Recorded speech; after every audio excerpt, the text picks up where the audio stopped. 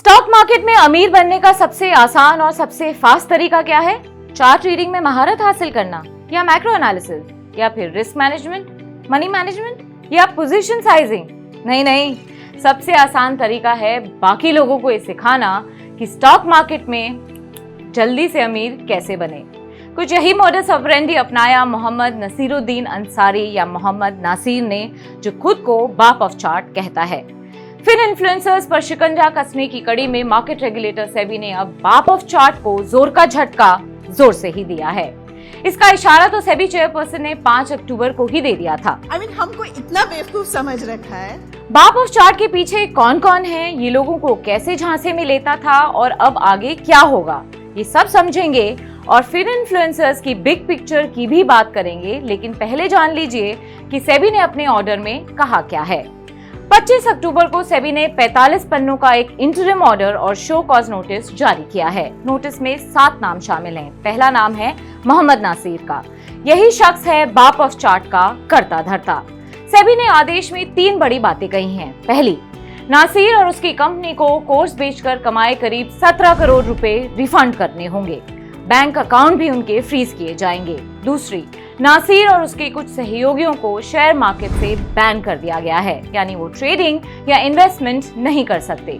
तीसरी, नासिर और उसके सहयोगी बाप ऑफ चार्ट या किसी और नाम से इन्वेस्टमेंट एडवाइजर के तौर पर पेश नहीं आ सकते।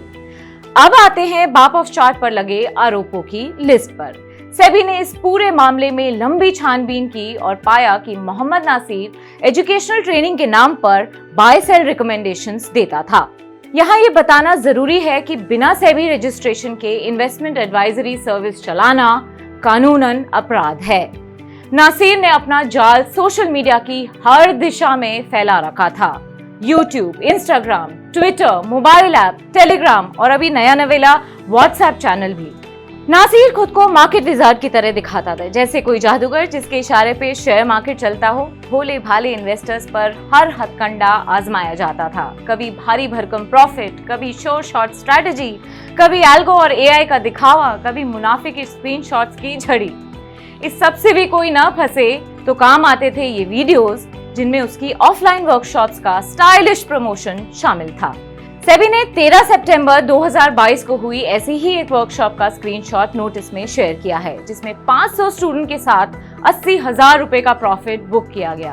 हमने बाप ऑफ चार्ट के यूट्यूब चैनल पर थोड़ी और पड़ताल की तो हमें 25 दिसंबर 2022 का भी एक वीडियो मिला, जिसमें पुणे में एक वर्कशॉप के दौरान 15 लाख रुपए के लाइव प्रॉफिट का दावा किया गया है।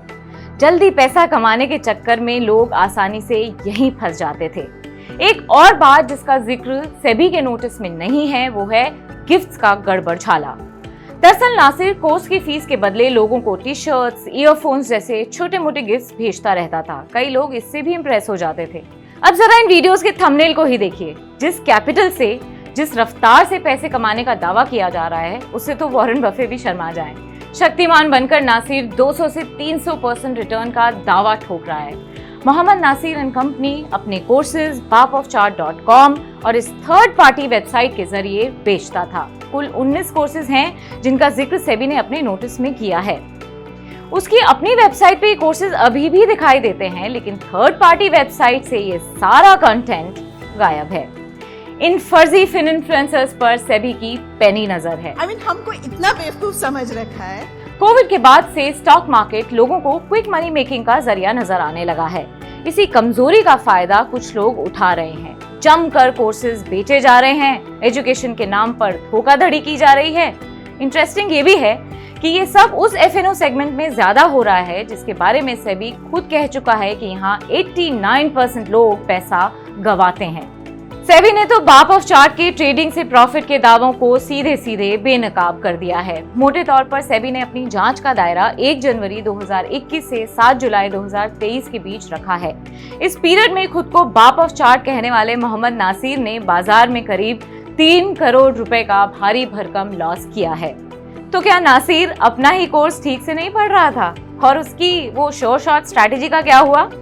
बात सीधी है, आपको 100 बार प्रॉफिट के स्क्रीनशॉट्स दिखाए जाते हैं तो सिर्फ एक बार लॉस का, जबकि सीखने वाला खुद ही भारी लॉस में है। ये मजेदार मीम ऐसे ही मौके पर याद आ जाता है।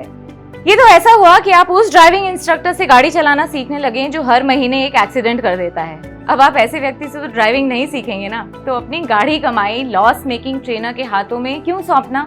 पिछले कुछ महीनों से सोशल मीडिया, खासकर एक्स यानी ट्विटर पर फिरूज के खिलाफ कैंपेन चल रहा है। फुरू यानी मार्केट के फेक गुरु।